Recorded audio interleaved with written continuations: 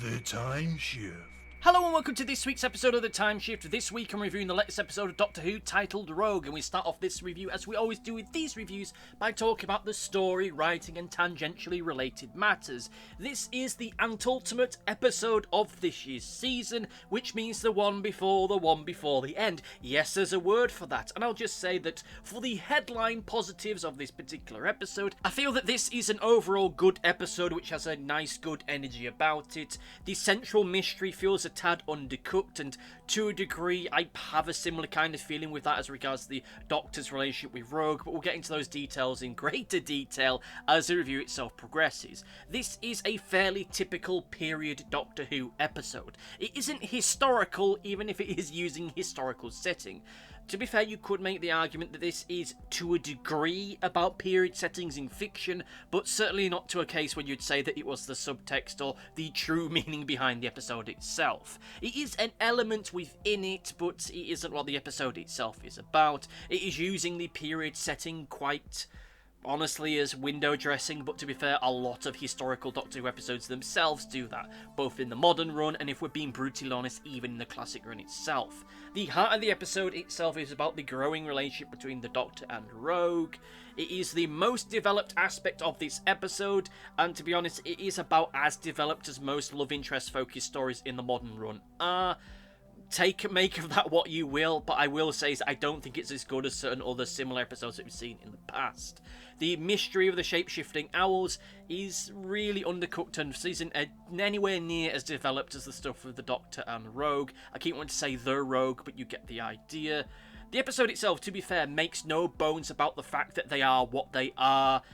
We open the episode with a decent pre-title thing with the guy getting offed by the shape-shifting owl in a, it's a fairly typical, almost classic modern pre-title stinger beat. That it does it well. That stuff is good, and it was like a nice, refreshing, nostalgic waft to get a good feel of the classic side. Well, now the classic side, because nearly 20 years ago, when all this Doctor Who stuff started kicking off again, when you have the pre-title killy shot, which is good, and it's good. It's fine. It's good. The big question with the shape-shifting owl guys was always what their motivation was going to be, and it turns out they're the most insidious, disgusting, dastardly creatures in the universe. They're cosplayers. Look, I'm gonna be honest, I don't know what to feel about the villains being cosplayers, especially bearing in mind how important cosplay is to certain fandoms, especially the Doctor Who fandom. But to be fair though, this isn't a thing. They're not making some great statement against cosplayers and cosplaying communities. But I do wish that there was something a little bit more done with the idea, at least in and of itself. Like, oh hey, maybe they aren't really here for world domination, they're just here for fun. It just so happens that their ideal of fun involves potentially murdering millions upon billions of people, because to all of them, this is nothing but a game. And there are hints to that, but it just feels like more of a ha ha ha, when I get my power, then I'll really be on to one, and whoa, the rivers will run red with blood, because I'm the bad guy. Our villains are just snarling, mustache-twirling villains, and that's fine. That's perfectly fine. That is kind of what you'd expect with an episode like this, because they're not the main focus of it. The whole point of the core of the episode is this relationship, which I'll discuss shortly, and they're perfectly fine, these characters, these villains, in being the way that they are. They don't need some bigger, grander, deeper backstory. They just need to be there to get in the Doctor's way and cause a rumpus and kill off innocent people, for the Doctor then to give them their big bloody revenge in the end of it. That's fine, that's how Doctor Who often goes, and I will say is that whilst that is perfectly fine, these guys do feel especially two-dimensional. Maybe it's the design of them, maybe it's the performance of them, but they do feel very mustache-twirling in a way which I don't know what to feel about, especially bearing in mind that I just feel that they needed that extra step to really make them something. It might just be a exposure thing, because they didn't get that much screen time relative in the grand scheme of things. But still, they do fit in decently well with the grand rogues gallery of Doctor Who. I mean, we've had plenty of villains that are just pretty much as villainous and as two-dimensional as these guys, so they fit in well, they fit in fine, and in that regard, they're perfectly A-okay. The relationship between the Doctor and Rogue, and forgive me if I call them the Rogue, like they're a Time Lord. Hey, might turn out they are a Time Lord, might turn out that they're the Master. Who knows? But I will say is that the relationship between them both is interesting. I feel that the two actors have a fantastic chemistry and play off each other brilliantly well. But I just feel the relationship between them happens far too quickly. I mean, look, let's be brutally honest. If you're connecting that well, that quickly with someone, this is either the beginning of something very special, or you're gonna end up with a colossal disappointment. Believe me, I know. And yeah, I get it, this is a 45-minute episode. You have a limited amount of time to really give us time with these two characters getting to know each other, whilst at the same time balancing the stuff with Ruby, having her adventures, as well as seeing us with scenes of the owl shape-shifting monster guys being villainous. They're using as much of the time as they can do, and they are doing it very effectively. I just feel as though it's a case of scene missing. Like, for example, the Doctor takes an interest in Rogue, for my liking, a little bit too quickly. It feels... I don't even know how best to describe it, but it feels like they're getting involved and taking an interest with them too soon. Like, at the start, I could understand it if it was a case of, oh, they see this guy and they're looking suspicious, and as they do the investigation, they get to know them better and then realise, you know what, there's something here. That doesn't feel like the case, or at least it feels like that, but in a far more exposited and quick way. And this is especially when you bear in mind similar kind of episodes to like this, where the Doctor will fall in love with a character in the episode. This feels especially expedited for my liking. There was that moment when Rogue told the Doctor that they were a bounty hunter, that I expected that to be the turning point. This would either be the moment where the Doctor just turns and goes, oh no, you're one of... oh, god damn it, why is it always me? They get really upset that the person they've grown an attachment to turns out to be just someone that kills people for money. Or alternatively, you could have at least had a cute, funny line of, oh, well, 2 out of 3 ain't bad, you know? That could have been fine, that could have been a way to get around it, but the fact that he's a bounty hunter just seems to be washed over rather quickly, especially bearing in mind that there was a moment when Rogue was going to kill the Doctor, which the Doctor seemed to get over very, very quickly. I don't know, I mean, he's an A-causal being, like an entity that lives in the 4th dimension. Maybe for him he was able to get around it because, you know, to him this is all a blink and an eye stuff, but whatever. You know, the fact that he's a bounty hunter and kills people for money, that is something that I think the Doctor should be against. Even if he does have feelings for him, it should at least raise an eyebrow, or, hey, maybe he thinks he can change him. But that never works. Again, trust me, I know. This isn't to say that their relationship felt bad, or was wrong, or wasn't good enough, or felt as though it was too fast, I didn't feel it was developed enough. I think that with the time that they have available, they develop it as best as they possibly could do, without making this exclusively what the episode was going to be about, and invariably you're going to get a lot of people saying that they spent too much time on this, for reasons that, let's be honest, don't go into the mechanics of writing, but that's a whole other discussion for a whole other video I'll never make. But still, I enjoyed the relationship between them, but it doesn't feel as though... In fairness, this does not feel like a relationship that exists just because, oh well, we've never done this in the series before, let's push some boundaries! Especially bearing in mind that we pretty much had similar to this with the Doctor and Yaz during the Jodie Whittaker era, for what little that relationship was ultimately developed for.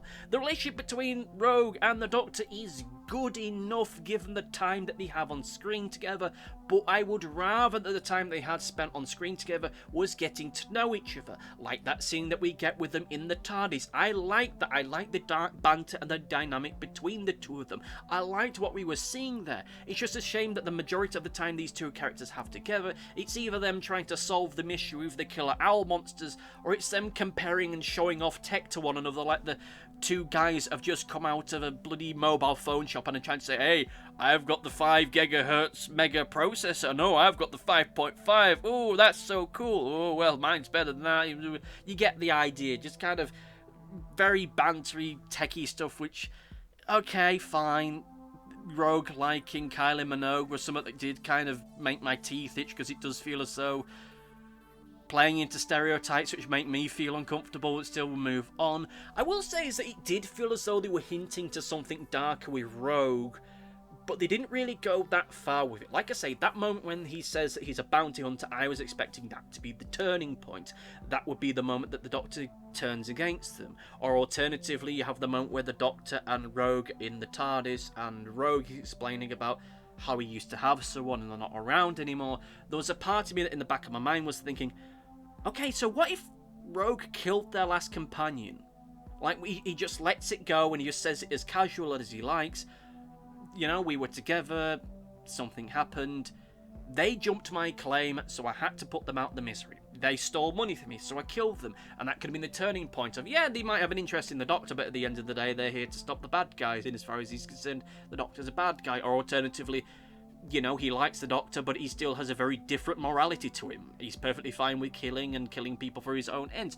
Or alternatively, it could have just been an accident that killed the companion, and he just blames himself for it. And that itself would foreshadow what ends up coming, or nearly came, later on in the episode. We don't end up getting that, and there's again that part in the back of my mind that's thinking, well, what if this guy turns about to be the Master later on?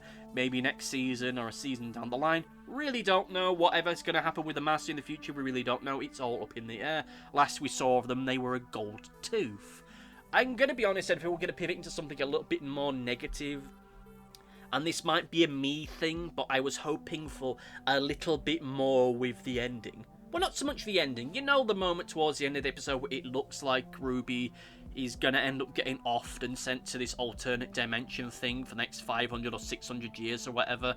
I was actually hoping that that would be the case, and then the final two parts would be the Doctor trying to overcome their mistake and trying to figure out a way of undoing it. The Doctor takes that one step beyond, and now they've got to try and deal with that. Or alternatively, the Doctor does something that Rogue just thinks, oh, we're going to put them in this suspended animation thing, I'm going to go collect a bounty. Good, easy peasy lemon squeezy, we all get paid in the end. But then the Doctor ends up making it so that this alternate dimension thing can't be open for 600 years. And that makes it the Rogue think, oh, this guy's kind of a bit twisted. I don't think I can be with that. And then that would have added something to the relationship. Instead, that we don't get that. Rogue sacrifices himself to save Ruby. He somehow managing to overpower the bonds on the ground that stopped them from being the molecular bonds that kept them in place. Okay, sure. To be fair, though, they did mention about something of it having a very specific weight, and if it went over that weight limit, it wouldn't work, so I suppose that's the way you get around it. It does feel like a case of they're setting them up so they can come back in the future. I have heard some people saying that they want them to become the future Captain Jack, just this character we see hopping in now and again for however long that Russell T Davies and or Ncuti Gatwa are still part of the show. We'll soon see about that. Like I say, this episode is very good. I just think there's elements of it that could have been better for me, but at the end of the day, I'd rather be at the end of an episode thinking that could have been a little bit better after it being very good than me sat at the end of it going, oh god, what did I just watch? With that in mind, let us quickly pivot into the performances, and there's not much to say other than to say that Ncuti Gatwa and Jonathan Groff really stole the show. They had a fantastic chemistry on screen together.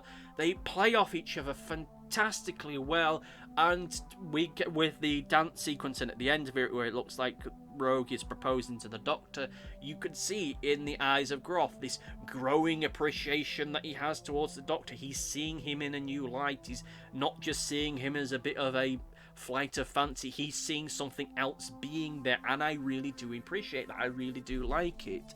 I just wish that we had more of that growing appreciation between the two characters over the course of the episode itself, rather than it feeling like the Doctor's decided, right, you're going to be my bit of fluff for this episode, as it regrettably felt like it was, certainly towards the start of it. Millie Gibson did perfectly fine as Ruby. Damn it, I nearly said it again. She did perfectly fine as Ruby, bearing in mind how ultimately very little she ended up being given to do. Her job was just to fill out the role that pretty much any other female companion in the modern run of Doctor Who would be. Get a bit of exposition, accidentally break time by introducing slang a little bit early, but that's okay because we're a bad guy and the bad guy is now trapped in another dimension for the rest of their days. Okay, good, they did perfectly fine what they did. I thought the whole action sequence with them towards the end of the episode, I mean, I would be perfectly fine if it's just a case of they just wallop them in the face of the book and that was it. We didn't need the action sequence to the regal version of Poker Face, but sure, fine enough, fits in with the feel of modern Doctor Who, perfectly good. I just wish they'd done more with her, but hey ho, we're getting into the final 2 episodes next week, so we're gonna get plenty to see of her and hope no doubt she'll get a chance to really play her part and steal the show, but we'll soon see where all that goes. So to pivot into the overview, like I've been saying many times before, I think that this is a very good, very solid episode, and there's a lot of it that I do appreciate.